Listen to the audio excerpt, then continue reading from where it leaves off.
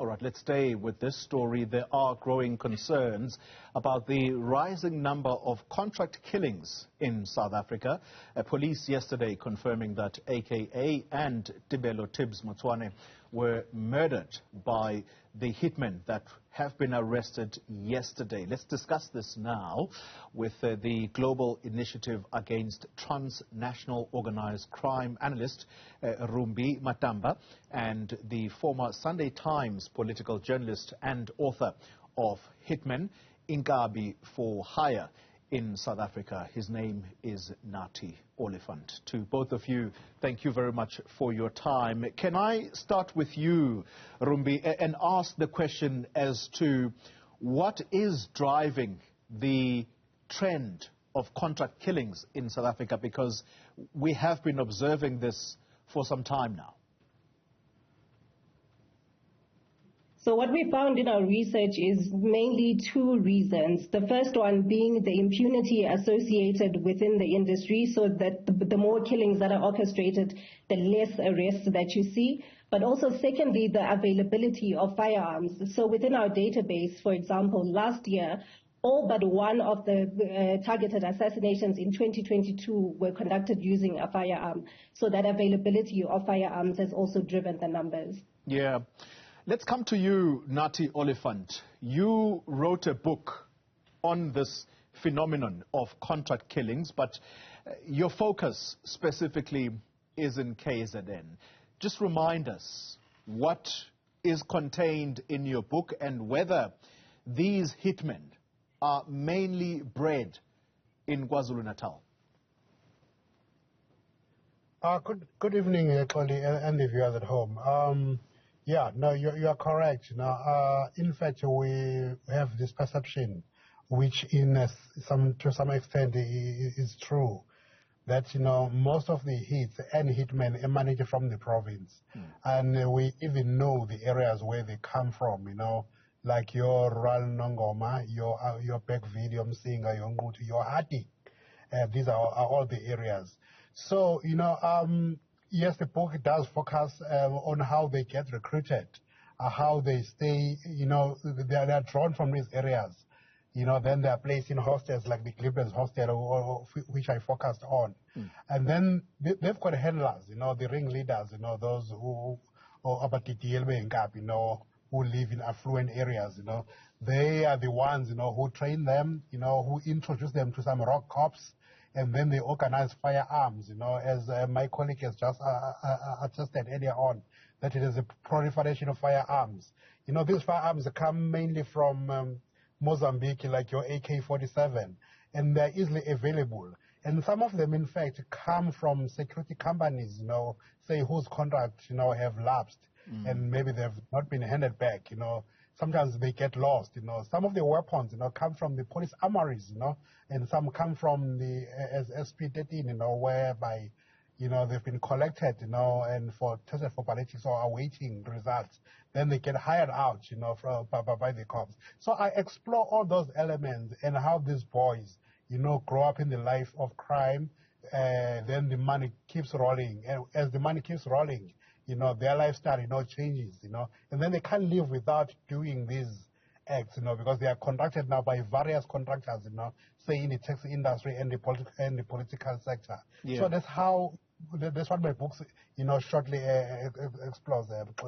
Rumbi, let's come back to you. How easy or difficult is it to prosecute these crimes? And I'm asking you this question based on the recent cases that we have been watching. Senzo Meyiwa murder trial, that remains unresolved. Yes, there are people in court. Then there was the Wandile Bozwana case. Only recently was the trigger man sentenced, or should we say convicted. But we have yet to get to the so-called masterminds. Absolutely. So I think what we found within our work is that it does take quite a bit of time for prosecutions to happen, and also successful prosecutions at that. It has taken the SAPS in particular a really long time to build cases, and we've heard the Minister of Police talk about how it's extremely difficult to build an airtight case, and I suppose that speaks to the severity of the dockets that they are trying to build and bring to prosecution. But it is extremely slow. The process is quite slow. And also we tend to find that the more high-profile cases, for example, tend to garner more attention, and the more resources are dedicated to those more high-profile cases, whereas the cases that are considered less high-profile take much longer, sometimes years, to be resolved. Nathi, recently the National Freedom Party, and you would know that party very well, having been a political journalist not so long ago, they called for a curfew in certain parts of KZN, and this was on the back of the targeting of councillors, in particular their councillors. And again, at the center of that were hitmen. These are people who get hired out to execute these crimes.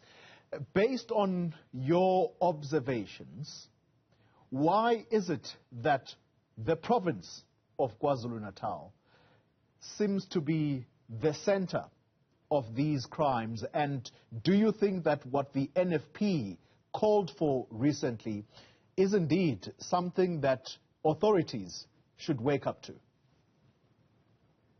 Colleague, you remember some 6-7 years back, we had a Morena Commission that was commissioned by the provincial government.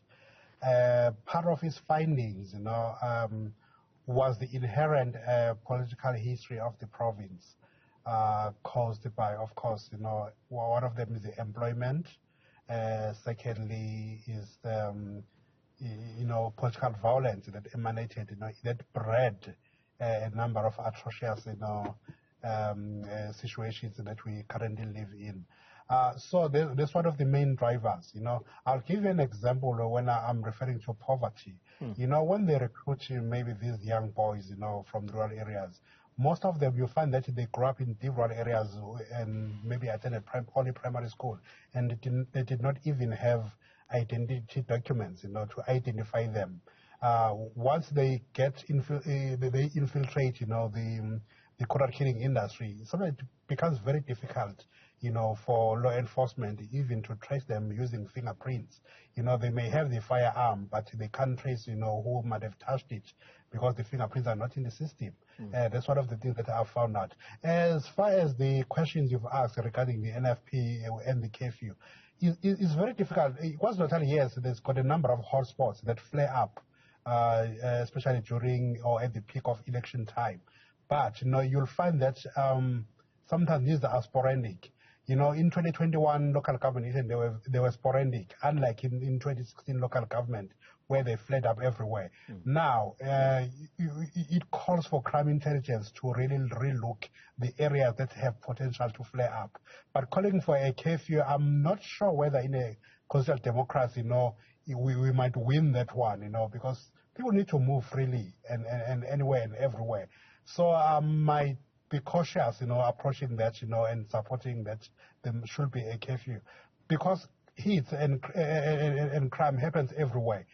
It's not only politicians that are involved. Now, where do you place a curfew? Because there's every place has a ward in South Africa. Every place has a candidate potentially going to parliament or legislature. Where do you exactly place the curfew? I don't think perhaps it might have been a well thought out. I don't want to cast aspersions on what they've proposed, but personally, from things that I've observed, I don't think that can fly. Yeah. Rumbi, let's come back to you.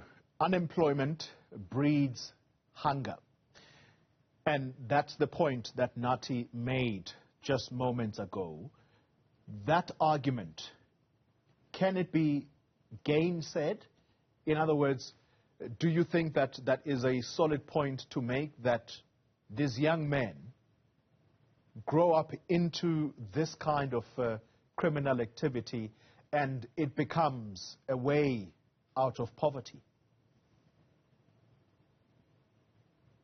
In some ways, Goli, I would agree with what Nathi has said. Absolutely, socioeconomic circumstances have a lot of bearing on how the hitmen are recruited and how they are paid, for example, as well as what they are willing to do for payment.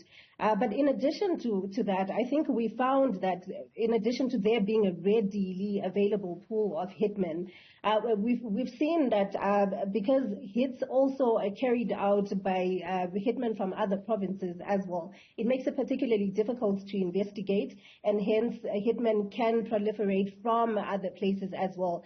And this includes areas with different economic, socioeconomic status.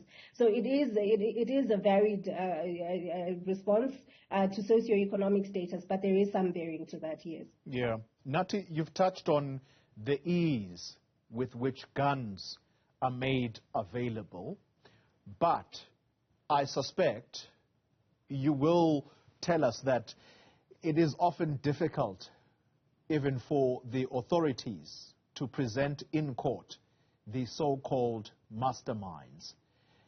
Tell us what you have found as you were researching and putting together your book. Was there ever a time when the people who pay for these contract killings are actually arrested and put in jail? Thank you, Cody, for the question. It is very difficult, especially for well-meaning cops, to trace, the mastermind. Usually, they do catch someone they believe is a big fish, but someone was working under instruction, for example. You look at the Cleveland's 8 that was convicted last year, which included a cop among them.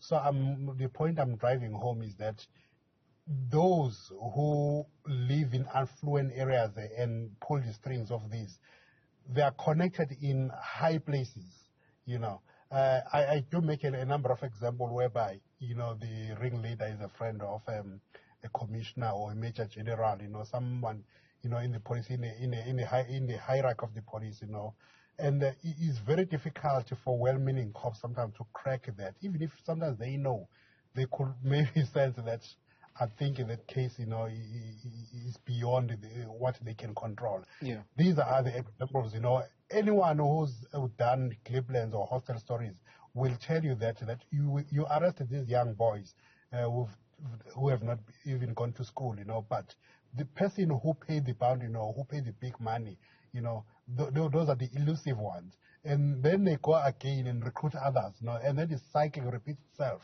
It goes on and on without any deterrent. But as Rumbi had said earlier on, unless we have successful convictions, as a deterrent or any palliative measures, or maybe we can strengthen, bodies like SIRA, in terms of collection of firearms from security companies, especially those who don't comply, because the profession of firearms, that's where they get lost and then get to the wrong hands. I think we may be able to turn the tide, if we can perhaps try those avenues. Yeah. Rumbi, final one from you.